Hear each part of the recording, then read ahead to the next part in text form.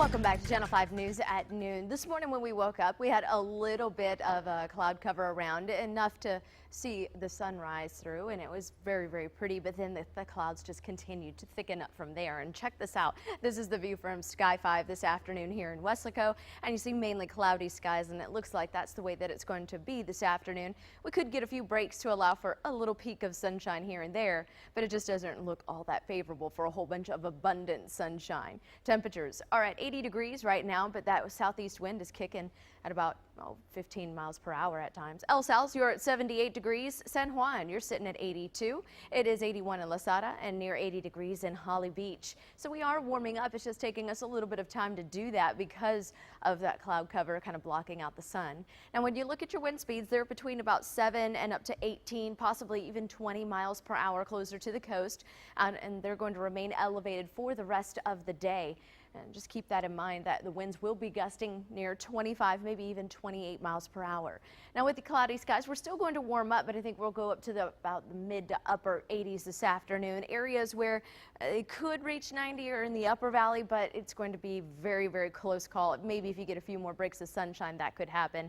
But without a little bit of sunshine, it doesn't look too favorable. Cloudy skies tonight will keep things pretty warm. It acts like a blanket overnight. We'll have 74 degrees, and it will be a little less gusty late tonight going into early tomorrow morning before it picks right back up. So there goes the map. So we have high pressure situated now a little bit farther east over the Gulf. So we're still pumping in that lower level moisture, but zooming over into the northeast, they're seeing some rain up there, maybe even a little bit of ice. And zooming back over into the Four Corners area, that's where we're going to bring our attention to, because that's our next weather maker, and they do have the potential. They are in that slight risk today for some type of severe weather developing mid to late day today, and the reason for that is that it's just building up. All of that moisture from the Gulf continues to flow ahead of this air mass, and when those two colliding air masses get together like that, it could produce some really, really heavy, strong thunderstorms that produce hail and stuff like that. But it doesn't look favorable for tornadoes, which is good